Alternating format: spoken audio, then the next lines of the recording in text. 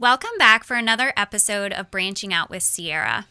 In today's episode, we are going to be talking about those behind the scenes small systems that you have in place, both in your personal and professional life, that really impact the way in which you are leading. Today, I am joined by someone I love very dearly, Mary Sue Dahill, and she is a hot mess tamer. And she is the owner of Work Smarter Digital. She's someone I've worked with several years now, and she's had a major impact on my business, and she is amazing when it comes to systems.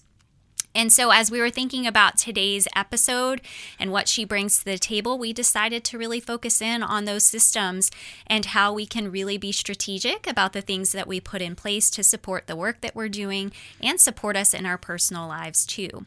So today's episode is entitled From Chaos to Clarity: How Simple Systems Shape Stronger Leaders. Welcome, Mary Sue. Thanks for coming. Thank you for having me. This is going to be a lot of fun. It is going to be fun. You're very fun to hang out with. I'm glad that you made your way to Winchester. So Can you tell folks where you're from and a little bit of your background? Introduce yourself. Sure. So I'm from Arlington, Virginia. So it's a couple-hour drive, but always beautiful. And my background, I actually have an English degree, but I worked in software development most of my career, and I was always in the translator position is the way I talk about it. Okay. I would help the business understand what the heck the technology team was saying and vice versa. Oh, I like it. Yeah. So when I started my business, I continued that kind of role, was helping business owners understand how they could use technology in their business. I love that. And that's definitely how you've helped me. Yeah. I depend on you a lot for that. Yep. So I'm glad that I have you to do that. And we met earlier on in my business. So I feel like I'm tapping into you more and more all the time. Mm-hmm. But you've had a big impact. So this whole podcast, the purpose of the podcast, and the reason we started it was to make sure that people understood that we're all leaders, no matter what title we have, right? No matter where we are in our journey, we're impacting people's lives. We're influencing them on a regular basis in every interaction.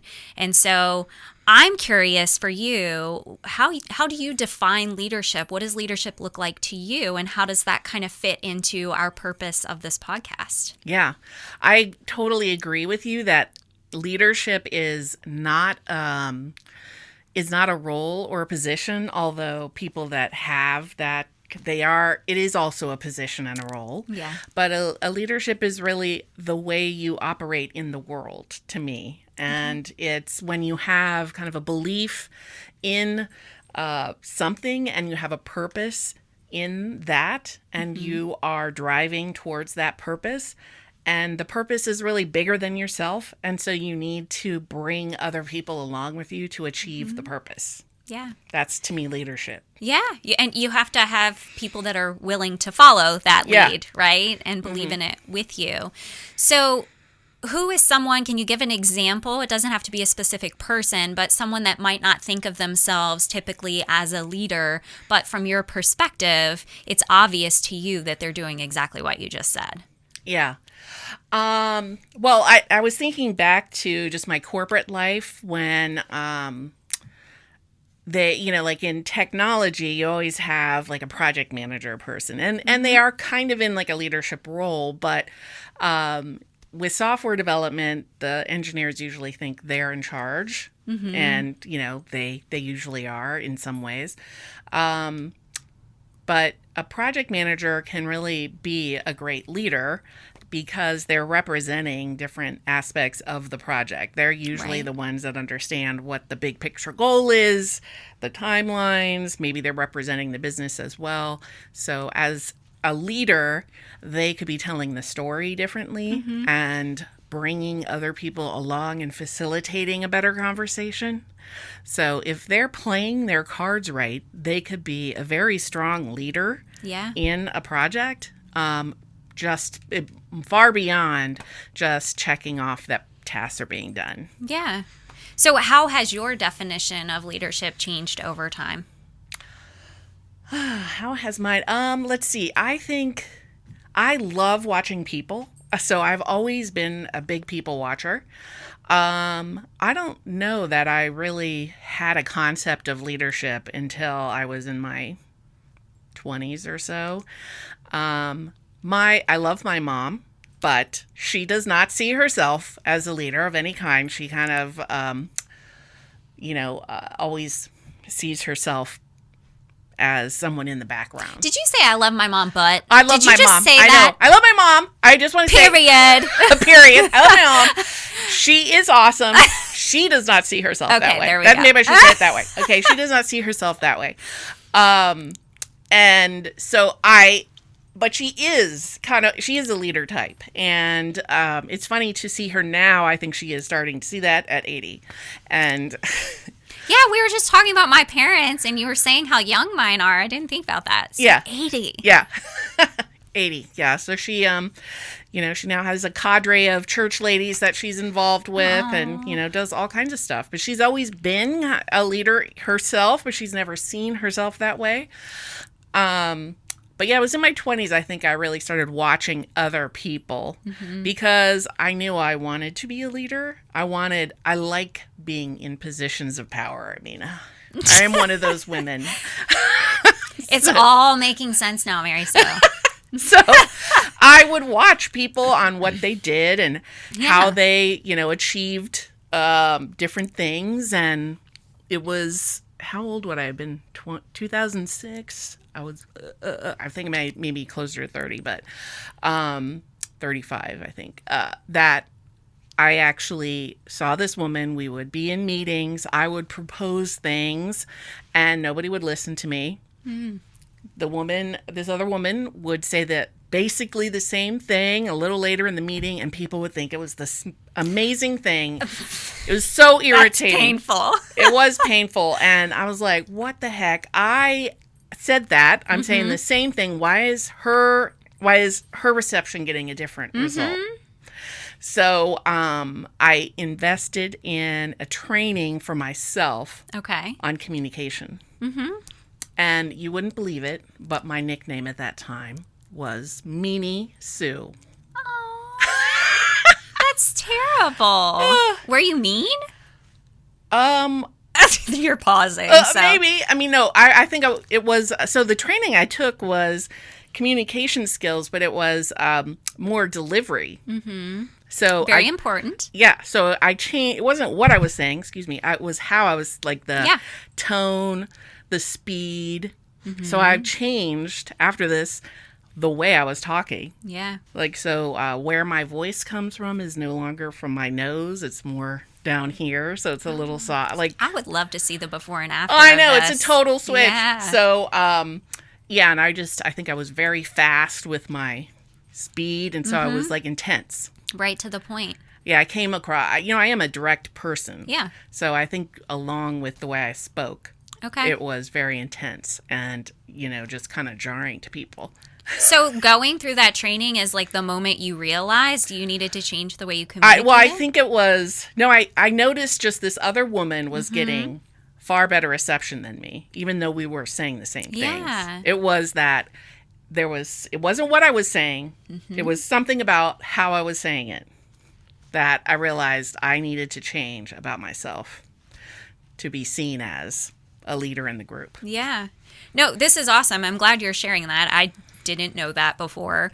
But I spend a lot of time doing trainings on communication, and the moment that people realize, oh my gosh, this person's on the team that I've never seemed to be able to connect with, it's because they receive things in a different way than I'm delivering them, right? So the way in which you spoke before might have been fine with me because I like when people are direct with me and get right to the point. I don't like wasting time, right?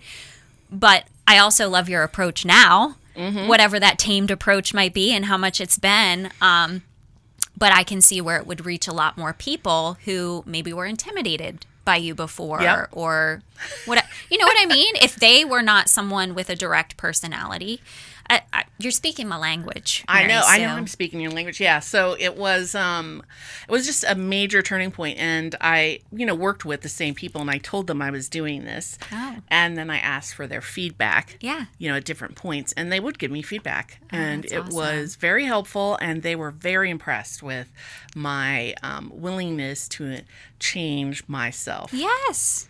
That's But beautiful. it made a huge impact in my trajectory, in my career, and totally in the way people saw me as a leader. Yeah. So even though, my position didn't change, my leadership, the way I was seen as a leader, totally changed.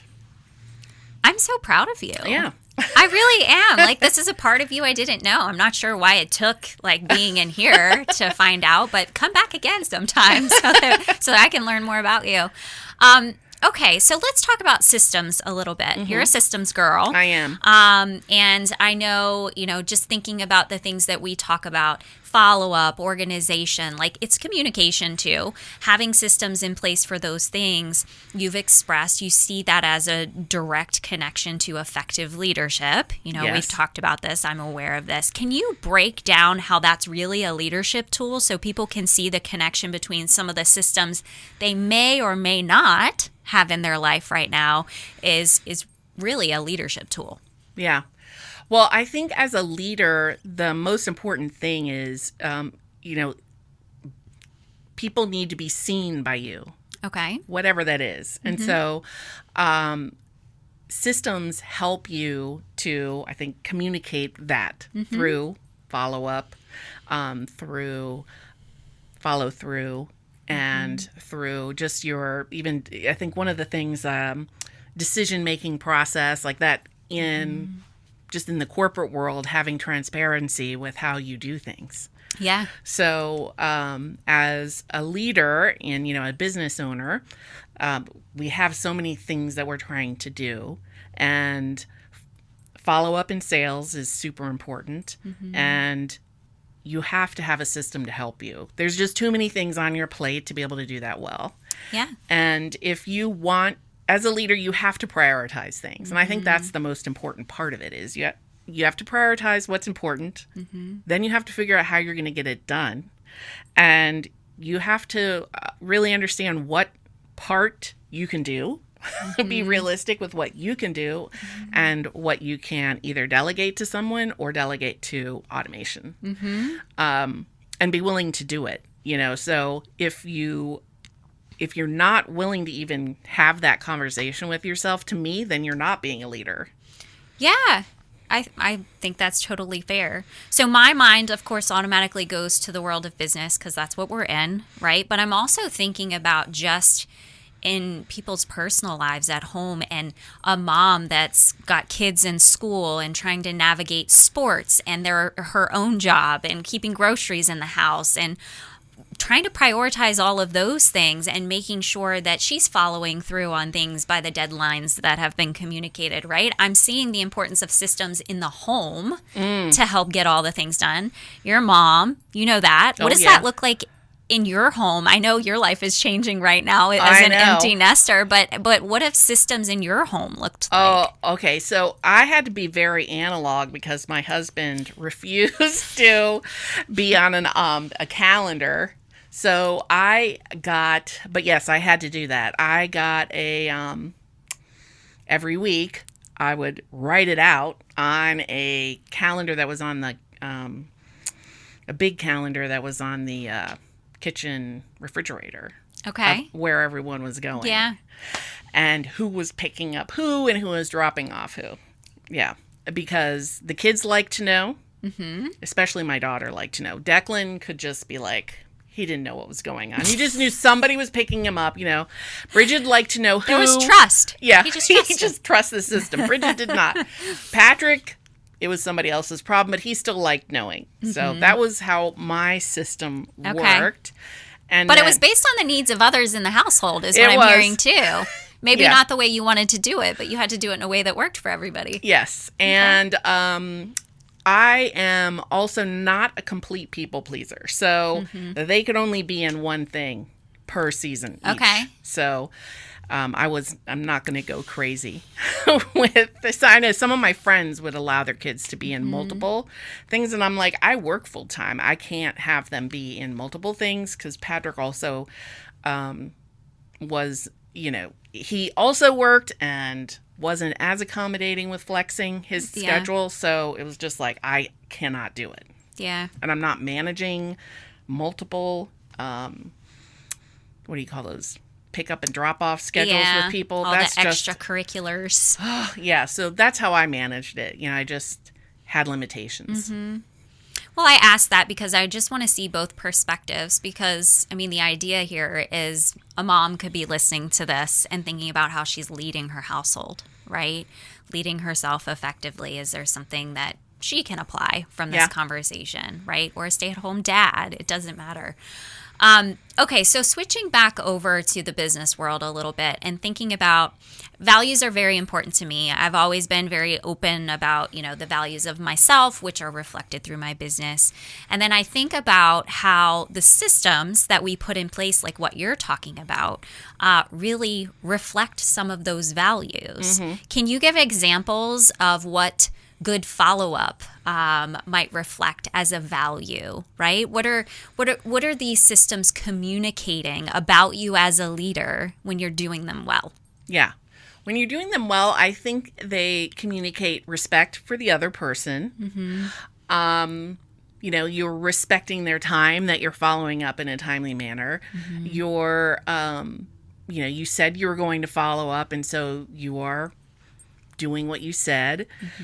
You're showing caring because, you're, again, following up.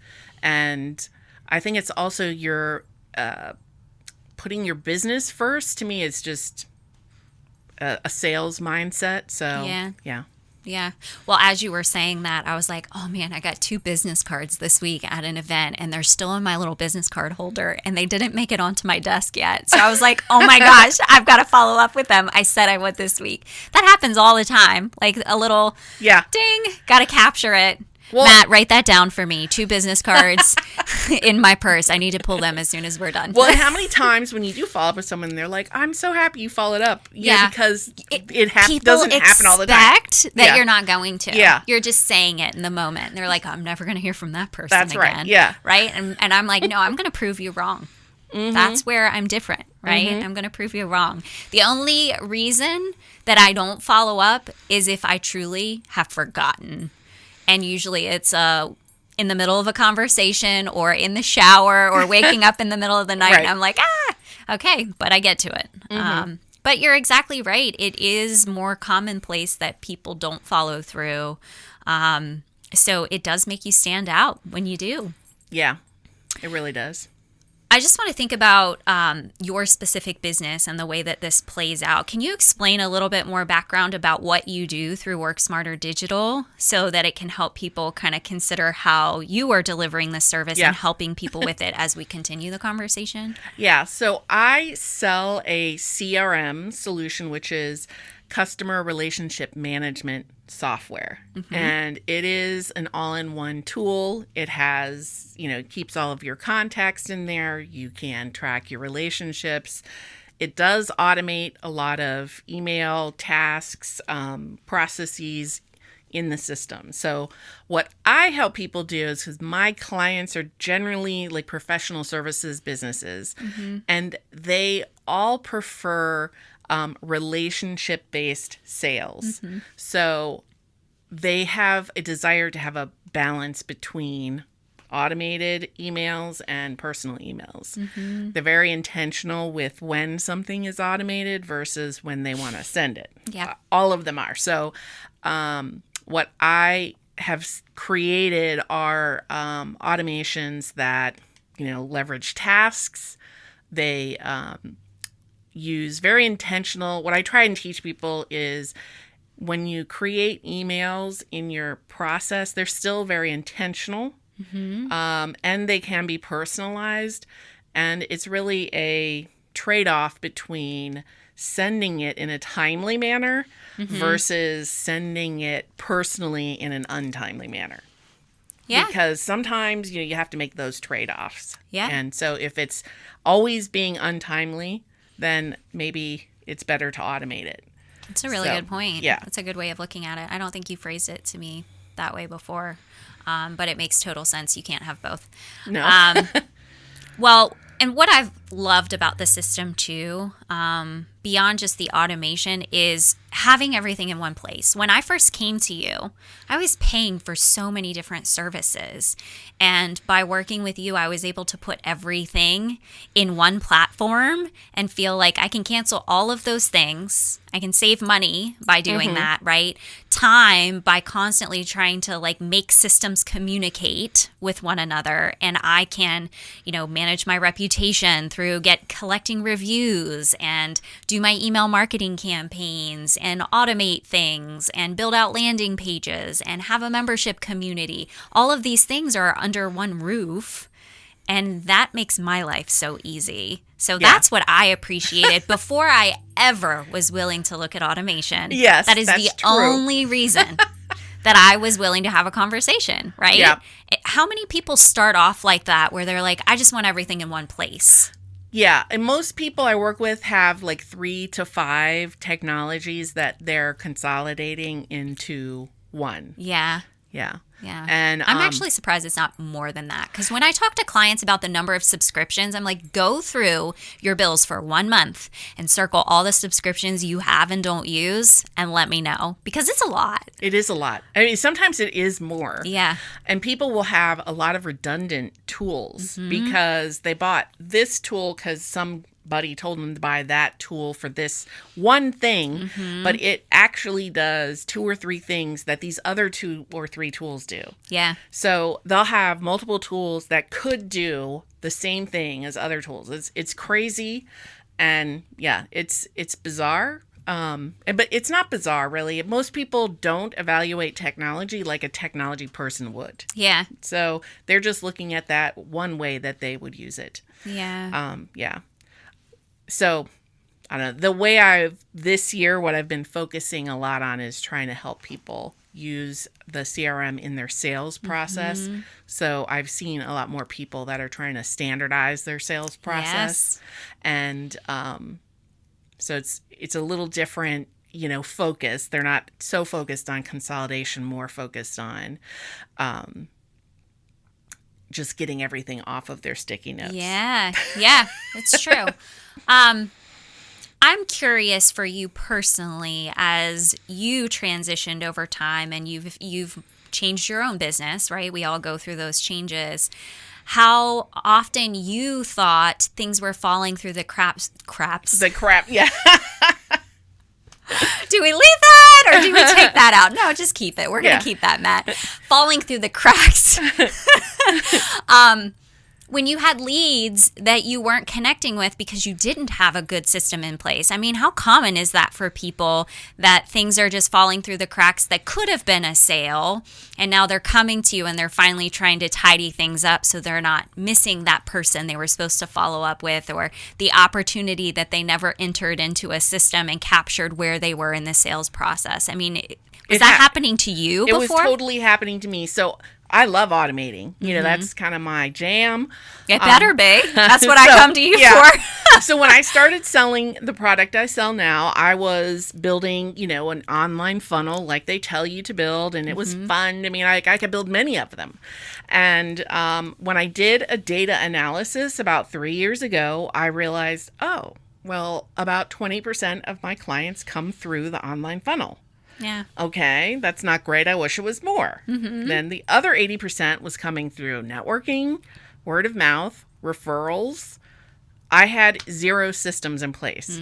So I was losing a lot because, as you know, I struggle with my email. I am working towards... You're doing a great job. Inbox 0 every day. That's, getting better at managing my email. But so there were emails sitting in there that where people referred someone and maybe I responded once, but I didn't follow up because that person didn't follow up.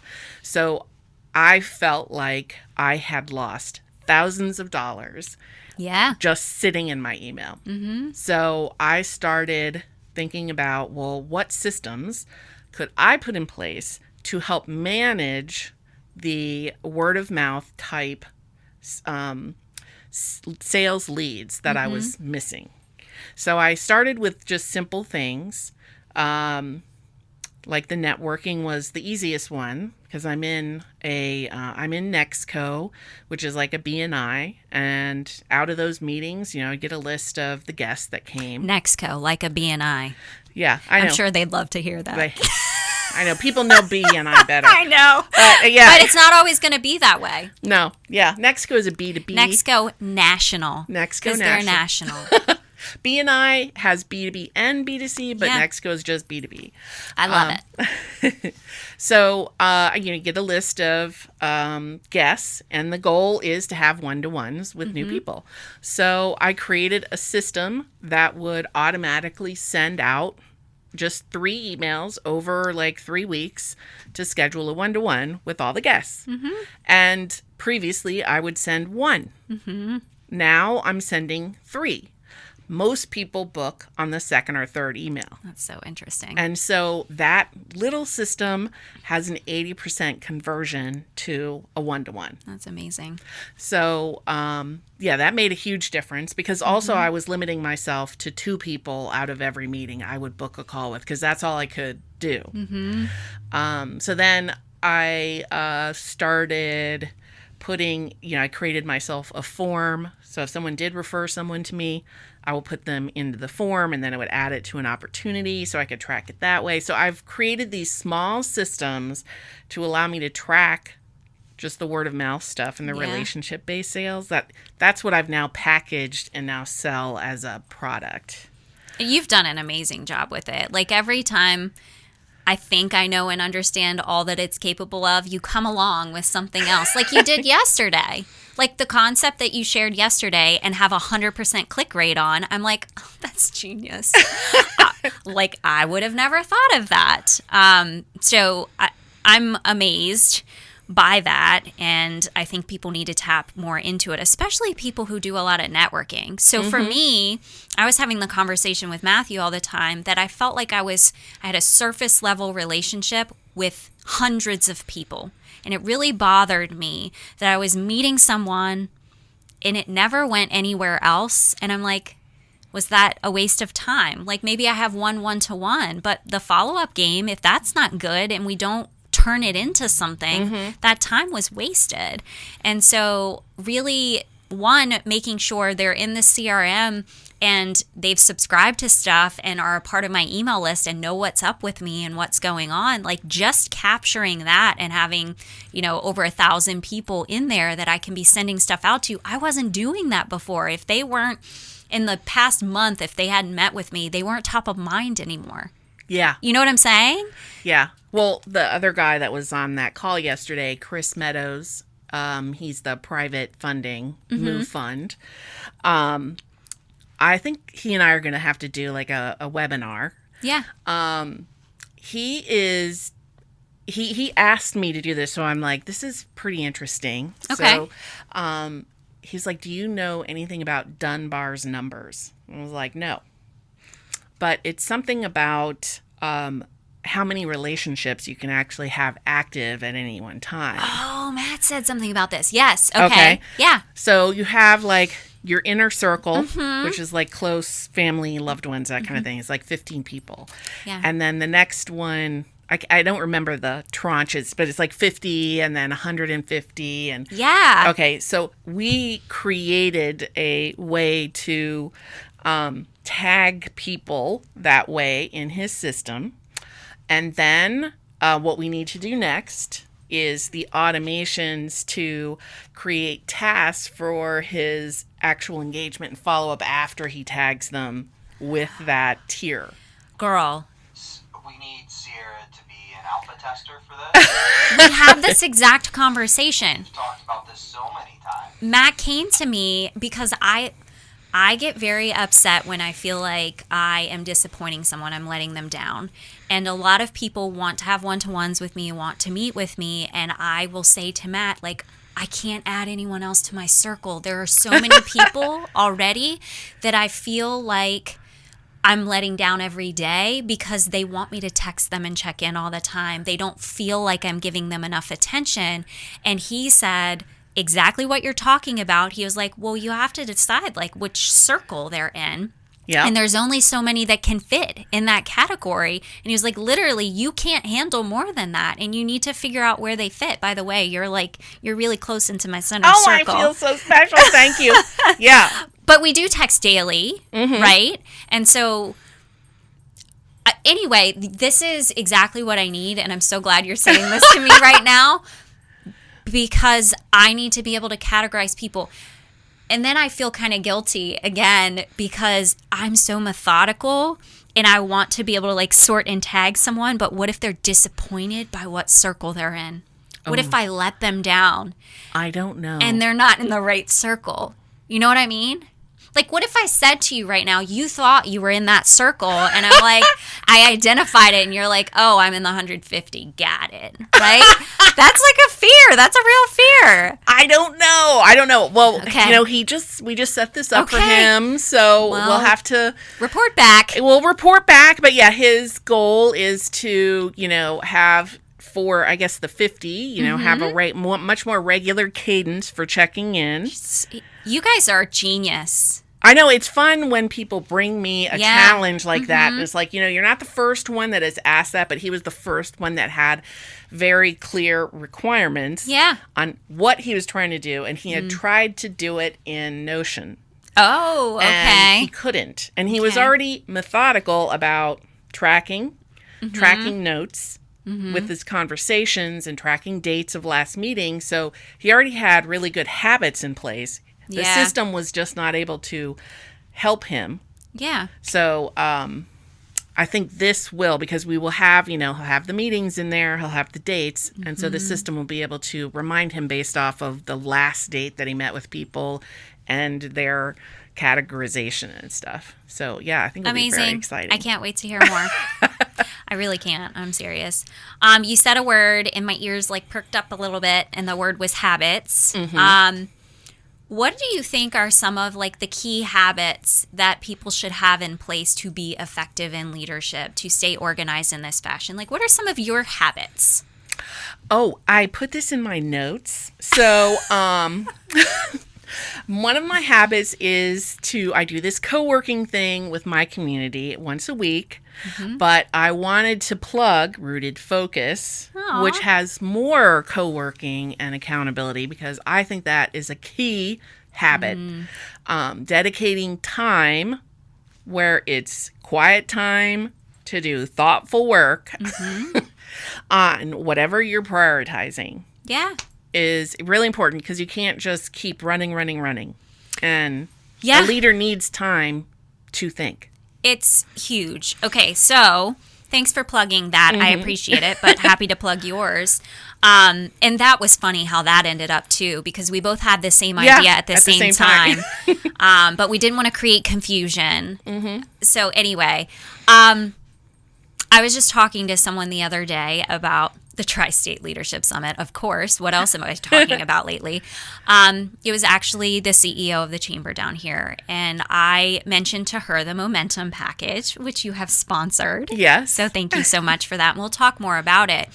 But I had spoken to folks at the chamber about the fact that I think this is a key differentiator, because people go to a conference, they're inspired for the day, they go back to their regular lives, and they never implement anything. And she said to me, that really resonated with me, because I went to this amazing, training, certification a few weeks ago. And she said, all of that stuff was amazing. It's sitting in a pile on my desk. I haven't looked at it yet. And I don't have time set aside in my schedule to do it. And I don't know what to do. I want to implement things, but the time is not set aside. And she said this concept of setting aside time every week for myself to be able to spend time on these things really would make a difference. And that's why I was like, yeah, well, that's the Momentum package. That's the point. We know people need time after a conference, after a training, whatever it is, to be able to implement change. And people don't have that or the accountability needed, because things are hard. Yep. Change is hard, and you need someone to kind of push you. You've hit bumps where you're like, this has been on my list over and over and over again, and I'm not making progress, right? And you need someone to say, well, what's the obstacle here? Yeah. Oh, I need to rewatch the video. Okay, well, rewatch it. Why haven't you? Because you needed time set aside. So Yep. You're exactly right. The fact that you offer that brings so much value. And it should be a habit. When you create your schedule, your ideal week is what I'll call it. When you create your schedule, identify, is it a certain amount of time per day or a certain number of chunks of time per week that you can have deep focus work time. Love it. Glad you brought it up. Well, and I think when you are the business owner, I need accountability through peer pressure. Yeah. Because I can write up an ideal week all the time, right? But Yeah. I don't honor it. So attending something makes me honor it.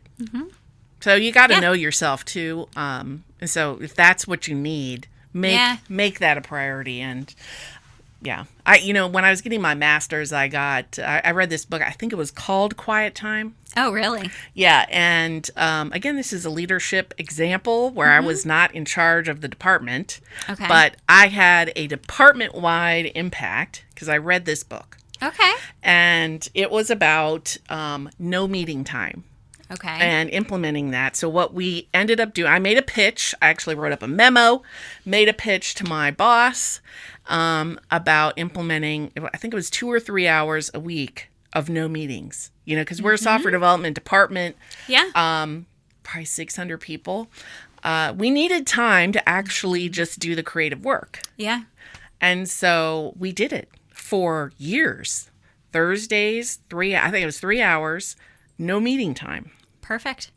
And we had people in different time zones in different countries, and we somehow synced them up. And nobody Wow. could schedule time with us. That's amazing. It So was what co- impact did that have? Everyone loved it, actually, because they needed the time. I think they kept it going for years. So it just allowed people time to actually work, get just focus. I think they just appreciated that they weren't having to do the work at night. Yeah. Yeah. Well, that's honestly always a challenge I had as a teacher, because we'd have quote unquote planning time, but our planning time was a team meeting. And we could talk about team challenges and all that sort of stuff, but you still needed your independent planning time to actually create lesson plans, pull resources, and all of that. So if every quote unquote planning time was a meeting, then it was guaranteed you were doing nights and weekends of actual lesson plans and getting resources together. So it was always a problem. Meeting overkill. I just talked about that in my previous episode. And really considering looking at your schedule and identifying which meetings you truly need to be a part of where you're receiving information. And if you know you're getting nothing out of it, reaching out to the person who facilitates that meeting and say, can it be recorded for me? And I pull the AI notes and I have the key points and I know who to reach out to if I, have a question. But do I need to be in that room? Because, there's some serious meeting overkill.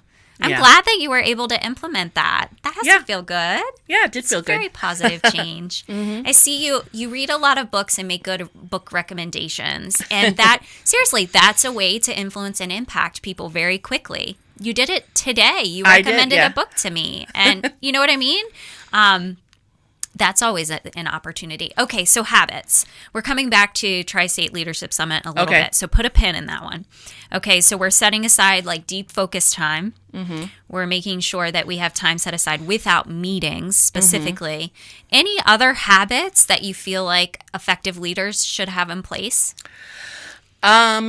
Yes. So I think, a monthly review of your goals or some sort of KPIs, you need to reflect on them. So people have to actually have goals, you're saying? Yes, that's true. They have to have goals.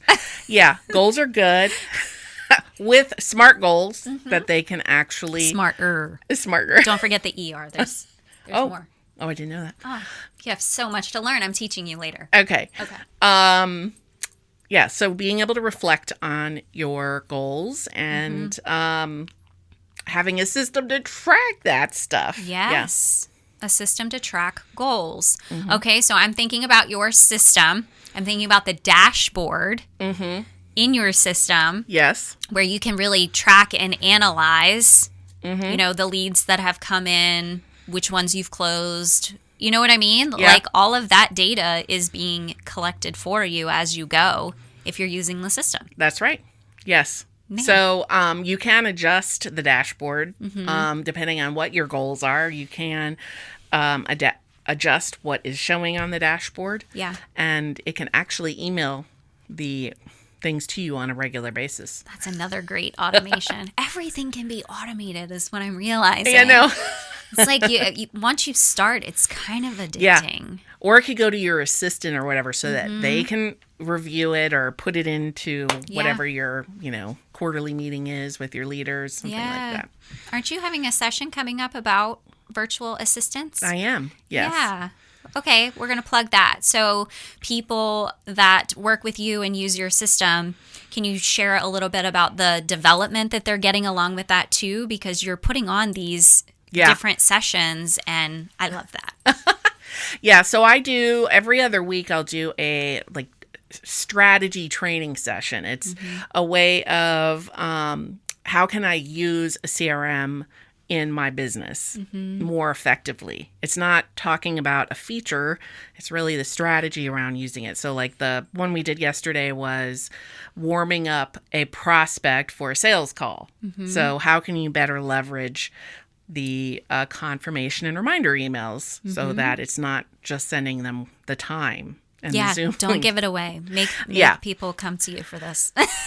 And then so the next one is how to leverage your virtual assistant or admin in your sales process in a CRM so that they could maybe be doing some of the sales tasks or sales follow-up for you. Yeah, that's perfect. I hear all the time my clients say, man, I got to get some of these things off my plate. I need someone to pass this to. And so many of the things that they talk about either can be done using AI or one of these systems that you're talking about. Yeah, because the way that I have my system, the things I provide my clients through the system are a lot of templates. Yeah. So if you, the business owner, have customized these templates to your business, you don't have to literally be the one sending them. Yeah. So it's really just training your assistant to do it for you. Perfect. Okay, so that's really going to help with follow-up. Any other habits that come to mind? No pressure. I'm just curious. I feel like I should be looking at my notes now. There's no right or wrong answer. Feel free to reference your notes. Okay, let's see. Yeah. That's okay. You're prepared. I love that you use a Remarkable. This is the moment where we will tell everybody how amazing Remarkables are. I know. Do you have the newer version? I do. I'm jealous. It's backlit, isn't it? So you can use it in the dark? It is. I wouldn't say I think it's totally worth the extra money. Really? No.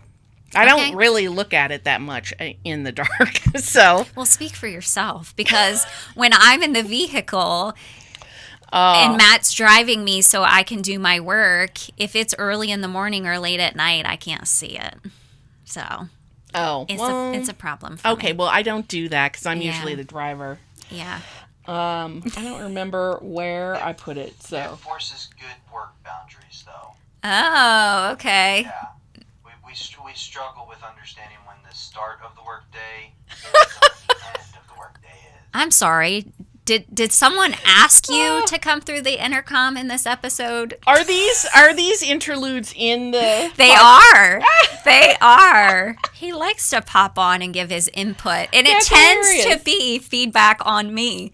He likes to throw me under the bus during these interludes. I don't remember what other habits. I think those are good. No, they're good. They're good. Okay, so there are lots of systems that you've put in place that have impacted you. Can you tell me about one of your clients' successes?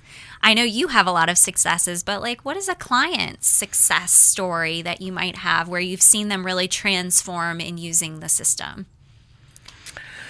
I'll give you time to think. You're fine. I know I'm putting you on the spot. Yeah, client success. I do have. Okay, so I had a client who started using the Revenue Accelerator this year, and it was kind of funny. It took her a while to get to the aha. I understand how to use this. So she was using it consistently. And then that's a key. That Habit, is a key. So she had all of her sales leads in her pipeline. And then she was going to be out for a few weeks for hip surgery. So she knew what she appreciated was she knew who to move forward in her sales pipeline to close the most money deals fastest, and who to kind of maybe nurture as much as she could while she was out for her surgery. And then when she came back, she had somewhere to start. So I would say that's a success. Yeah, that is a huge because, success. When you're away from your business, and she is a solopreneur, so it was a big deal to be away for a few weeks. Yeah. So it did help her, keep money coming in while she was taking care of herself. Yeah, that's a great one. I think just the tracking in general has been helpful because whether you're out somewhere having a conversation with someone and they say something in passing like, oh, I heard you do blah, blah, blah. I'd like to talk about that sometime, right? Like in the moment, you're not like, ooh, lead necessarily. You might kind of forget.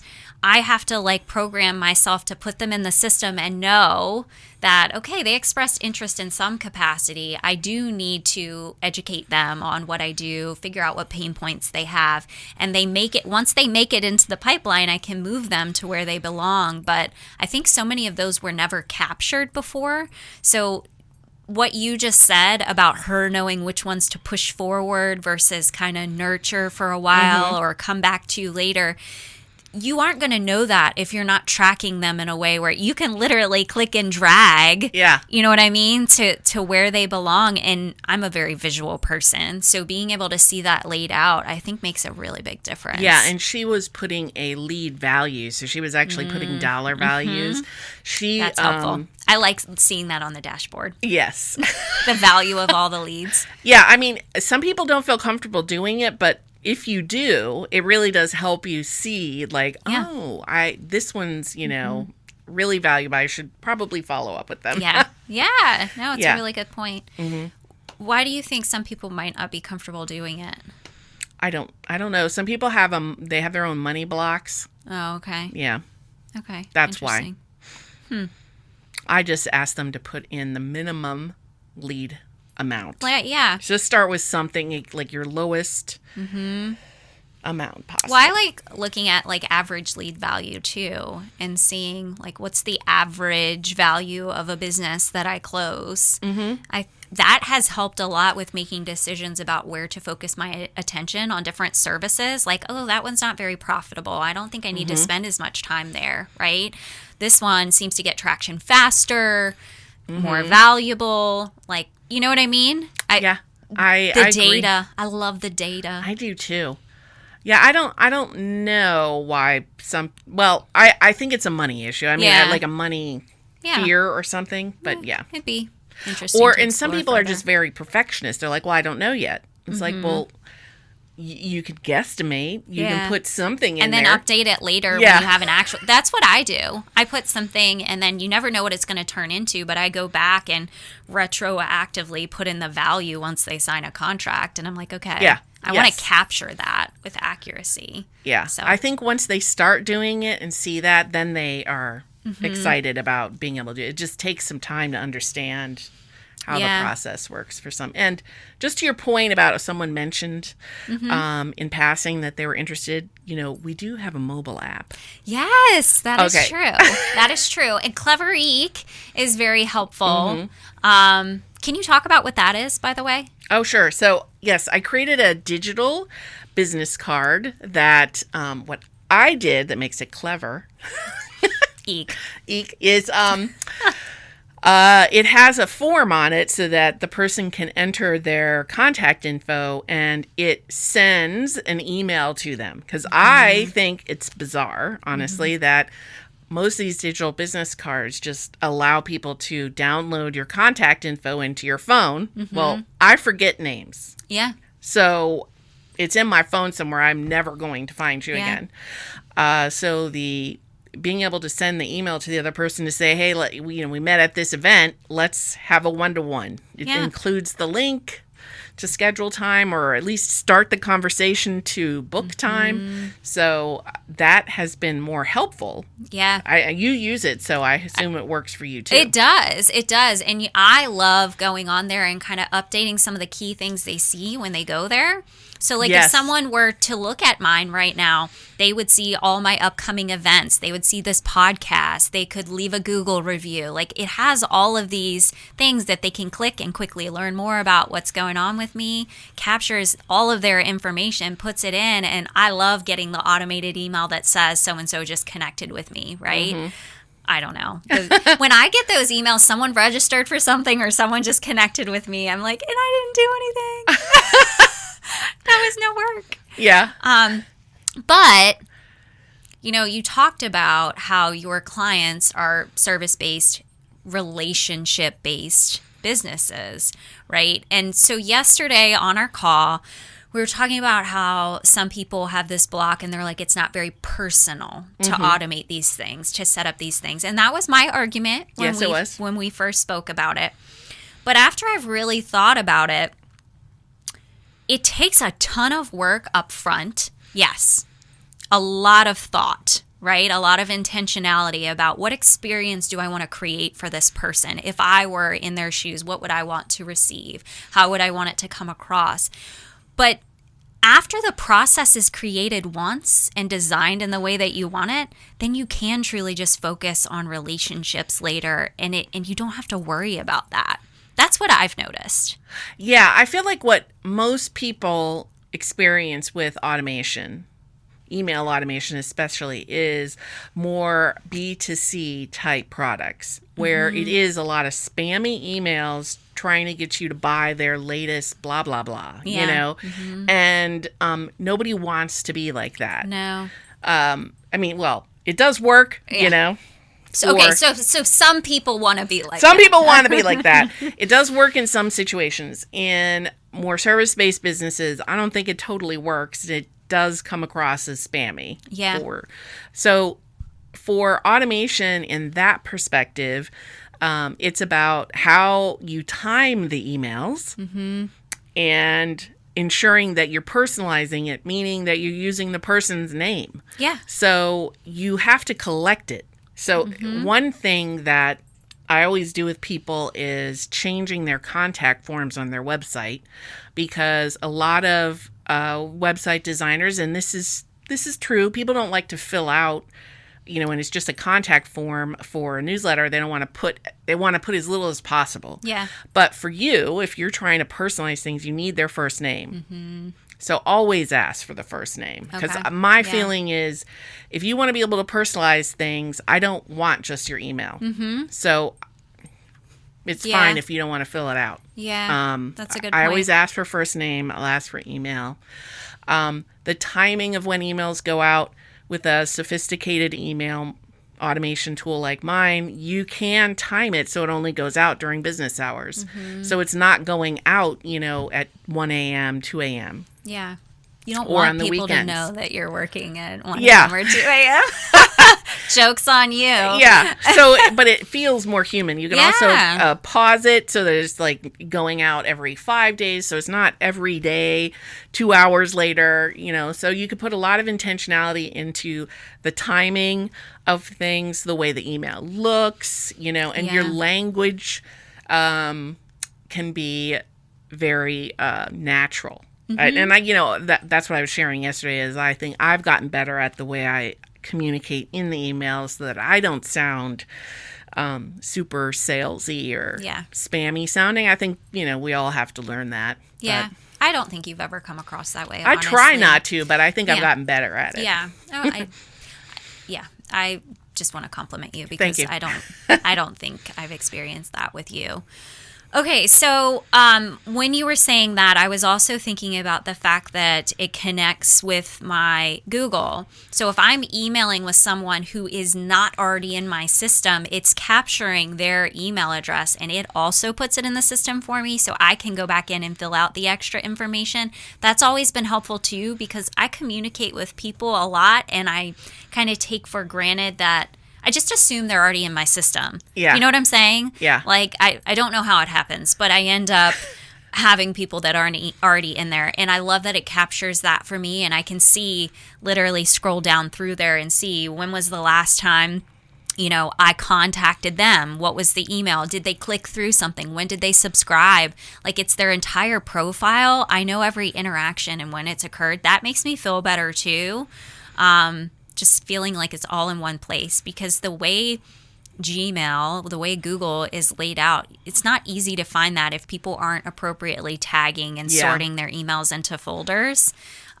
So another feature. Yeah. I think well, and it cool. also can show you the calendar, like last appointments you had too. Yeah. Very helpful. Okay. So I want to go back to TSLS, Okay. Tri-State Leadership Summit.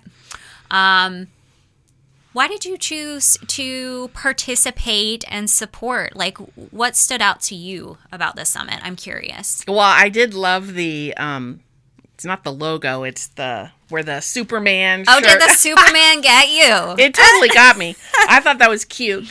And I liked just the grandiosity of the tri-state, Yeah. So those things attracted Yeah. me. And, I thought I knew you'd put on a great event. Aw, So, yeah. Thank you. I'm pretty. See, what most people don't know is that Superman, that picture, that was actually me posing. Oh, totally not. I knew it. Oh my gosh. Well, it's interesting. I have not asked other people why they chose to get involved, and it just hit me. I'm like curious. Well, we of course appreciate your support, and I mentioned earlier you're a Momentum sponsor. What does that actually mean? What does all that involve? Yeah. So I think you and I kind of co-created this. Yes, we had a moment. Yeah. So Because you're in my inner circle, and we have those. yeah. So you were talking about like an idea that you were having about how can we have the experience extend beyond the day. Mm-hmm. And so I thought about it and I was like, the software I sell has a online community feature, mm-hmm. and it has the ability to host courses, which is videos essentially. And I was like, it would be really cool to allow the attendees people who choose for whatever we're initially calling it VIP. Mm-hmm. But then I was like, I don't think it needs to be VIP because that implies only a few people can get it. Yeah. So that's where we came up with Momentum. It's like whoever wants to get momentum from this, mm-hmm. It could be everybody. Yeah. We hope it's everybody. We hope it's everybody. Because we know that it will have such an impact. I don't want people to feel like they just experienced something for a day. Yeah. That's what everything else is. Yeah. And I know being in your programs that they do allow you to focus, get that momentum, mm-hmm. and really you don't allow us to hide. Yeah. I try not to let you hide. There's no hiding. Yeah. So enabling that kind of online community to continue that experience and to get some coaching, I guess, for the 90 days would be really cool. So we came up with that collaboratively. So what is it? It's an online community. Mm-hmm. It will host the videos, right, mm-hmm. of the sessions from that day. Yeah. And then there will be some additional live sessions that will also be on there. And people can communicate with the other Momentum people. Yeah. So I think that will be really cool. Mm-hmm. Not only can you have access to the material that was there, but you can also continue to build a new network. Yeah. They get access to Rooted Focus, so they can come to those deep focus sessions and have time set aside to work on things. They're getting time with you. That's true. Yeah, they're getting time with you. Who would not want that? To me, I'm not going to lie, like for right now, it's a $99 upgrade to get a 90-day implementation tool, right? To get rooted focus, additional sessions with like Robert, myself, time with you, the community. That is so valuable. So valuable. And access to the recordings from the day to be able to go back and listen to those again. And you know, every time I listen to something, I hear something different. Yeah. So I think that's huge too. So I loved the idea. I'm glad that we co-created it. I think it would not be the same without you. So I'm super grateful for that and glad you're going to be a part of this event. Why do you think people should come to the summit? Well, I think it will be the format. I think is a little different. You know, you have individual sessions where people are talking. You have the panel discussion. You have some networking. So I think it will just be very engaging. And don't forget 10 rounds of leadership with Jay and I. Oh, yeah. By the way, we're talking about the outfits we're going to wear. We had the whole discussion about the boxing attire. Oh, my. You just wait. You just wait. Yeah, I think it'll be different Yeah. and fun and very engaging. So, did I tell you that we did a trial run No. of 10 rounds? oh my gosh. We did. We did it for one of my clients. It was so fun. I'm not kidding. It's like the most fun thing ever. It went really, really well. Everybody found value in it. I won. Let me just By say the that way, again. for those of you, I won. we can hear Matt laughing in the other room. Yeah, what's the laughter about? Because I knew where this was going and why it was so much fun. It's because Sierra won. It wasn't fun until the end. It was stressful until the moment that I won because it was close. Oh. So there's live polling during Oh, each round. I didn't know that. Yes, live polling. I mean, it's set up like a real game show here. And it's based on actual What if you submitted get questions. syndication? It's cool. Like, I think this would be a big thing. Okay. We know this. Nothing's been done like this before. So if anybody takes this, I'm going to be very frustrated. So let me just throw this out there. We are claiming it right at this moment. I looked at the camera for that. That was intense. Number one, when people go to an event, they want to feel like you're talking to them specifically. Like what you're saying applies to their situation. So we are capturing when people register what their leadership questions or challenges are, right? And so the questions that we use for the 10 rounds are submitted theirs. by people in the room, number one.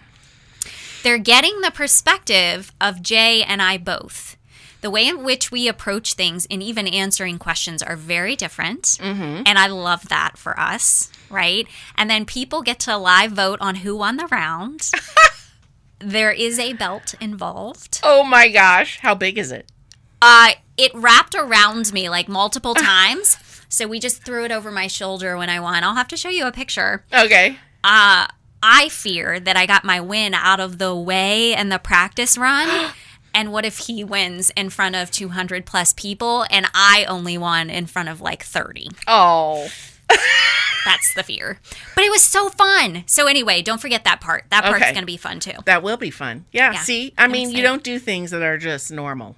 I'm not normal. No. So it'll be interesting. That's Yeah. why I thought it'd be. Okay, good. Well, I'm glad you're involved.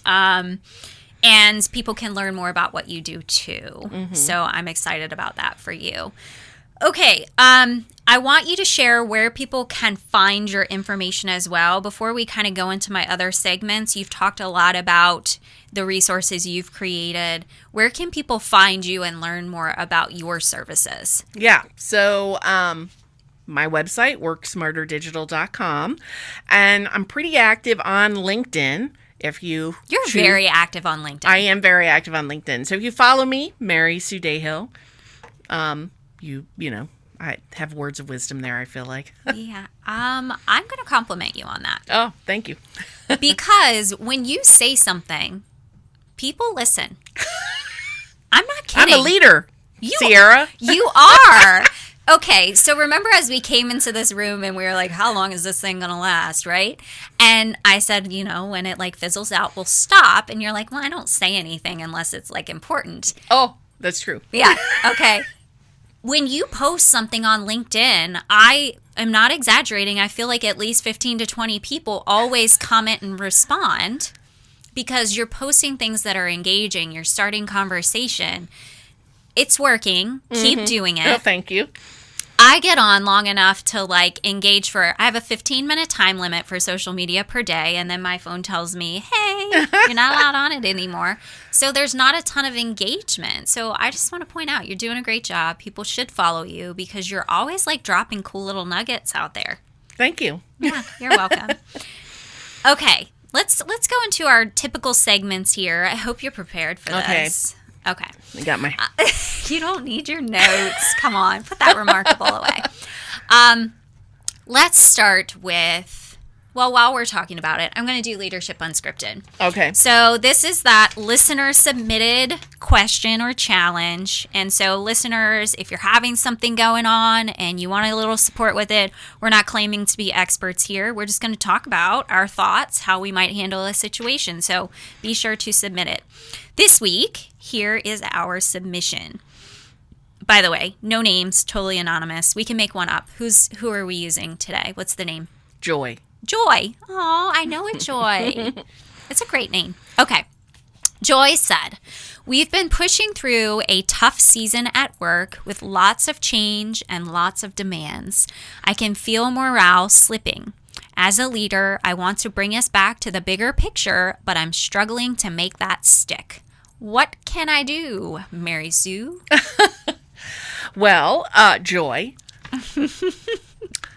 having gone through lots of change and demands myself in business and corporate America, leaders often undervalue communicating the change, communicating why it's happening, and communicating the value of the change. So continue to communicate. And you're saying you want to bring us back to the bigger picture. So I think, just keep offering opportunities to talk about it. And I'm not saying gripe sessions, but some people do need to gripe. The change is not welcome by a lot of people.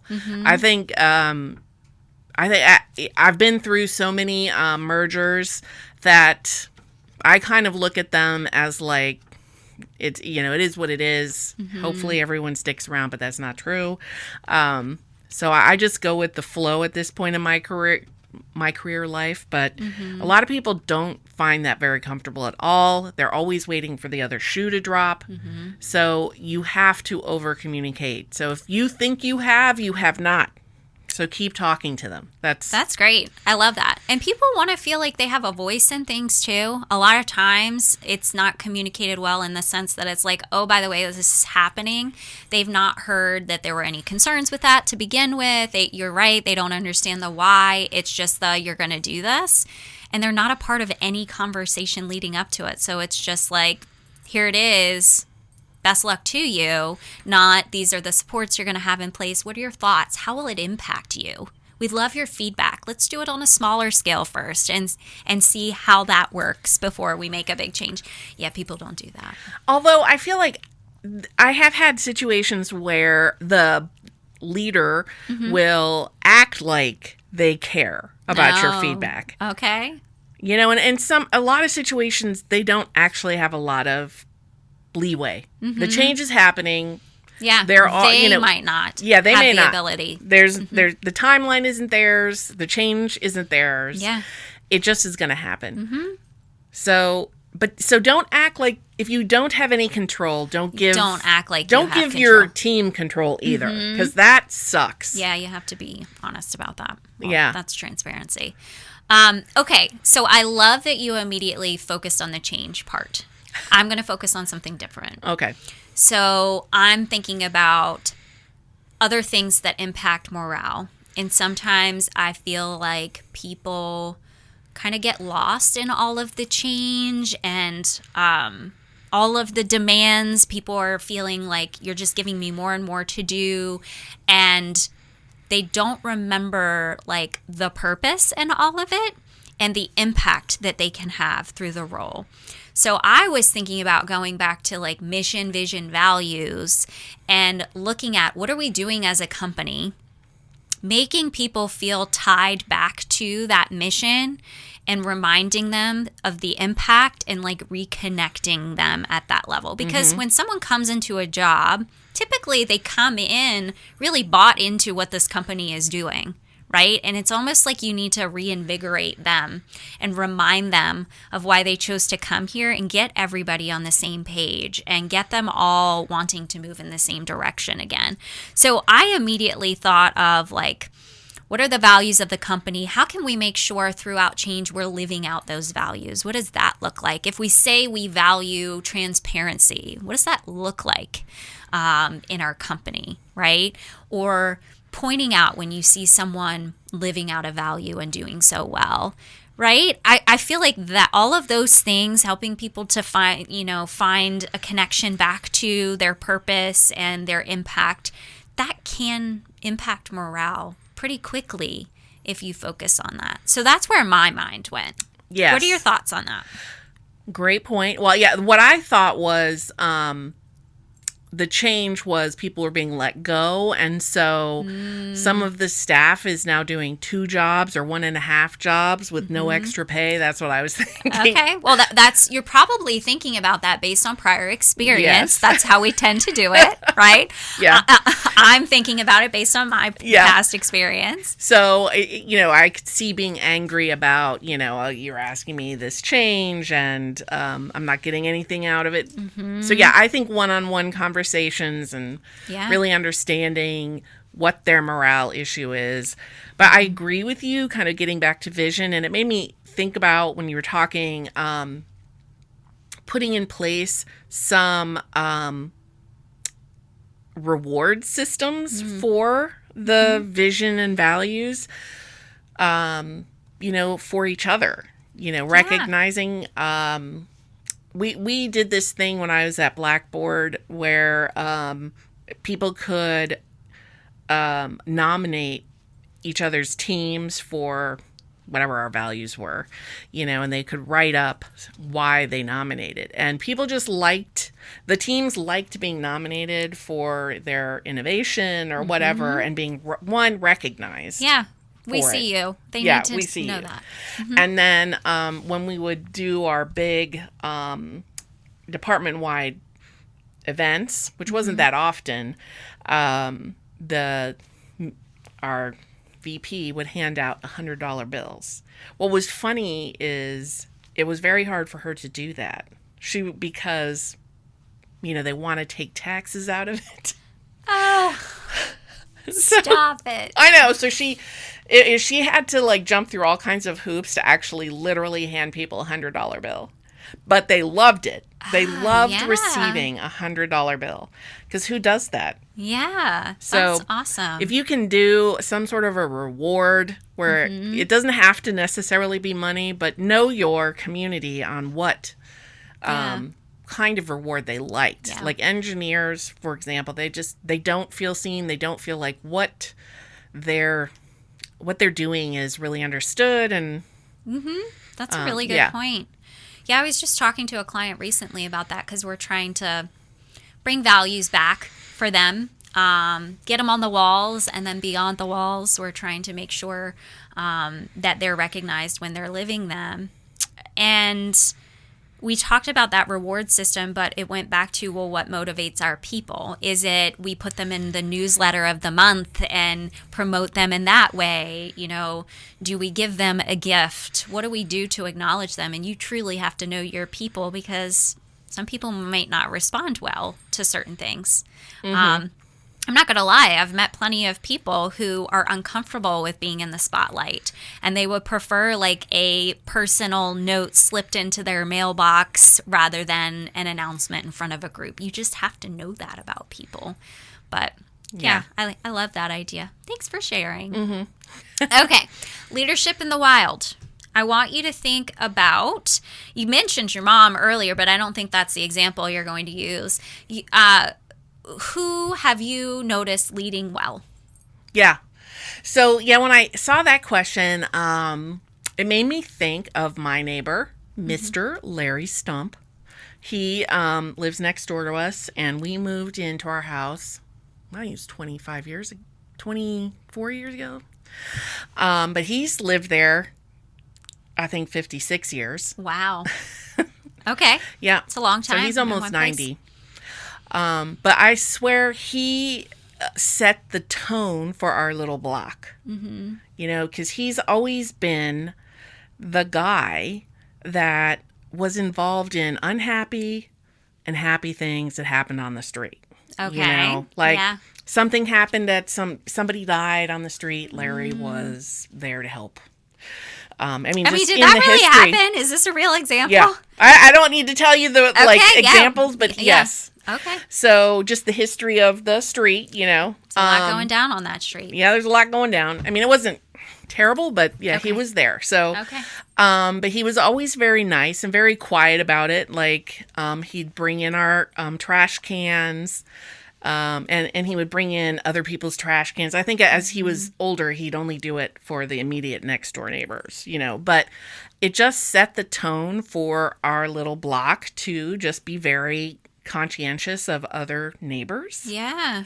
And our block is very friendly and I think because he has set the tone. But one of the examples for us specifically, my son was sick and he was a baby and it had snowed a ton. And Patrick was at work and I stayed home because he was sick, obviously. But I needed to get to the pediatrician.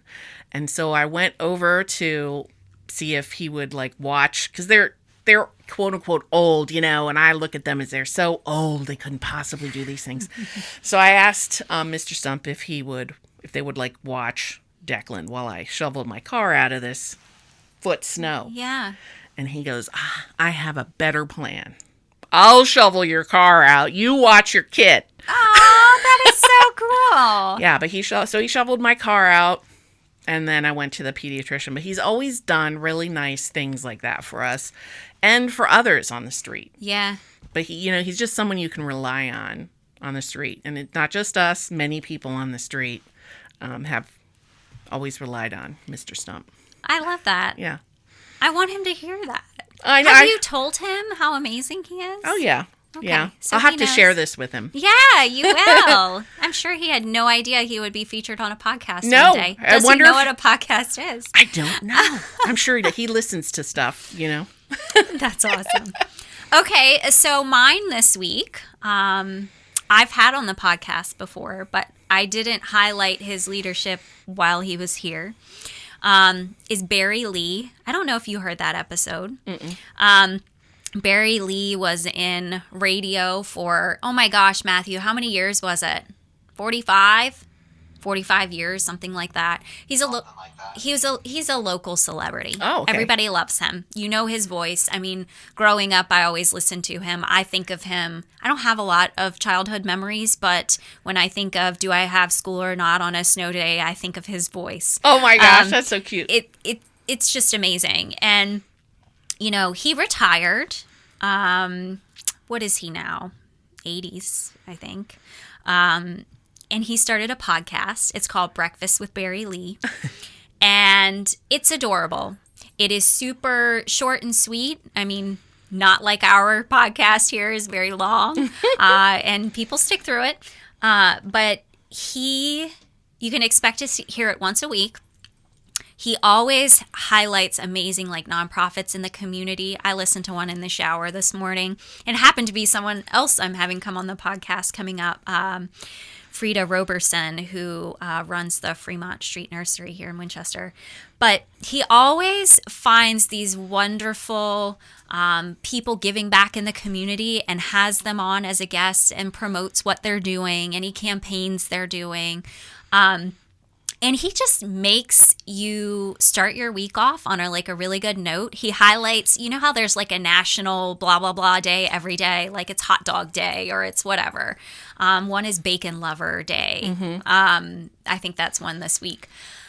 He highlights in the upcoming week what all the national holidays are so you can celebrate it. He always like starts with a mind bender where he asks a question. He doesn't give the answer till the end of the episode, but he brings so much joy and excitement to people's lives now through a podcast. You know, he's retired. He could do anything that he wants, and he's still working hard to give back in the community, and he feels like it's his radio family. I just love him so much. And you'll have to listen to his episode. I will have to listen to it. I think you'll love him too. But anyway, I had breakfast with Barry Lee, which is the name of his podcast. And so now in his like podcast intro, it's a yodel. It's a yodeling song. I'm having breakfast with Barry Lee, and there's a yodel. Oh my gosh, I love it. So if I say something about breakfast with Barry Lee, it like ruins his day because he plays it in his head over and over and over again. It's the best. It's my way of controlling his mind. Thank you so much for that. You're welcome. I'm thinking about it now too. The worst part is when I hear it, I don't hear it in the actual, like his actual theme song. You hear me? I hear Sierra. I do it.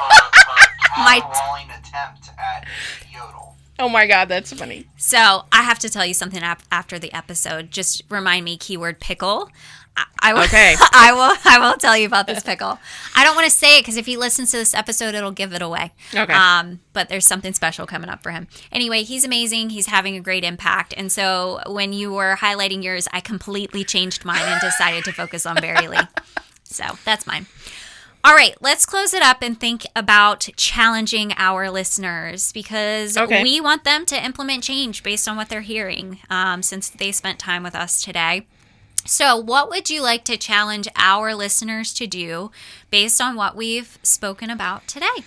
All right. I have a challenge. Okay, bring it on.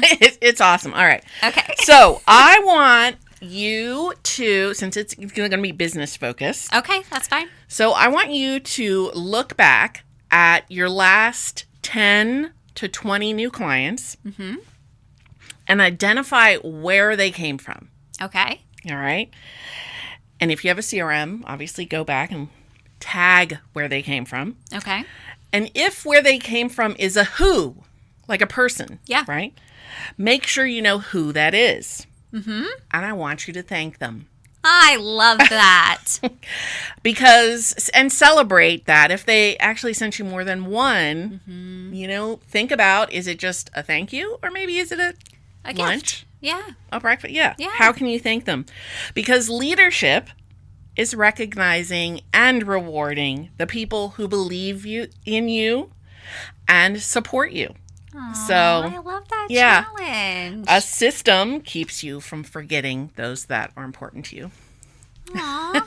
This is a really good challenge. I'm so proud of you. You're right. It is awesome. Yeah. And that just came to you. You always have great ideas.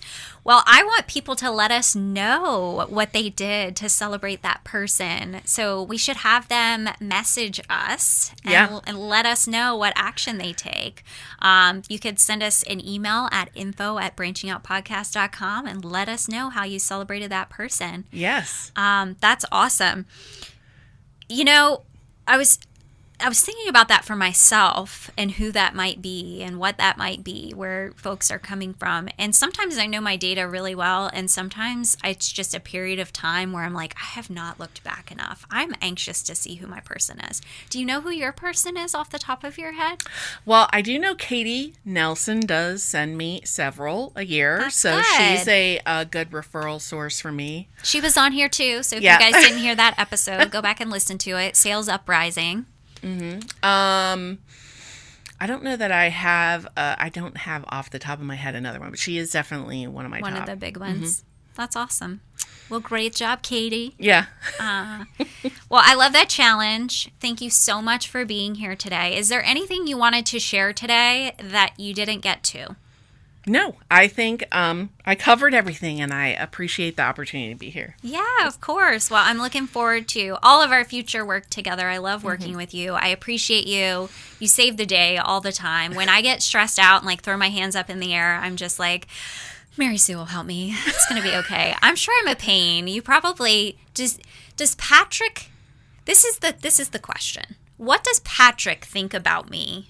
Because it'll tell me what you've told him. Oh, I don't. Does he even know I exist? Oh, I don't tell him anything. Mary Sue. That's No, a real test. Matt, what have I told you about Mary Sue? Now I see what circle I'm in, Mary Sue. You gave it away. Well, I don't tell him anything about my business. He just teases me. Matt's not answering.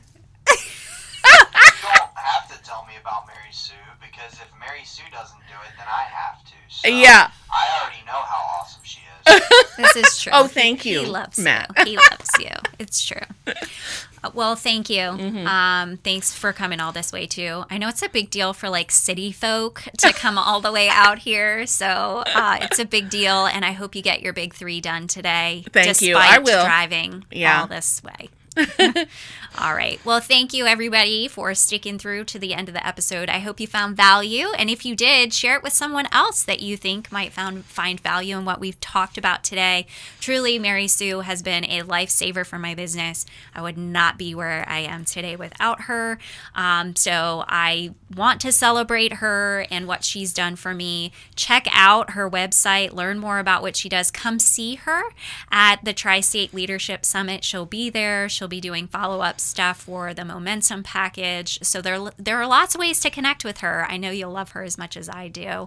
Hopefully you also thought about some of those habits and systems that you should have in place, whether it's in your home or in your work, and that you are subscribed to this podcast and you are getting those notifications every Friday at noon Eastern Standard Time. She's throwing stuff over here. She wants it to be over. She's attacking me from the side. Be sure to subscribe so you are getting those notifications. In all seriousness, it's another way to build a habit, right? That's right. Automate those things so you don't have to think about it. I love getting my updates that the Slice of Life podcast has come out, for example, or a new Breakfast with Barry Lee podcast. It tells me what I'm doing in the shower that day. If you are interested, Okay. what I'm listening to in the shower that day, Mary Sue, thank you. Thanks for that. This is going awry very quickly. If you want to be a guest on the podcast, you have to make the cut through Matt. Matt is the one who screens our guests. Mary Sue made the cut. But you can fill out an application on our website at branchingoutpodcast.com. If you have a topic of interest that you'd like to have us cover, let us know that as well. Thanks again for joining us. And until next time, keep branching out. Done. Okay. How did it go? Oh, that was good. That was fun. Good. I had fun.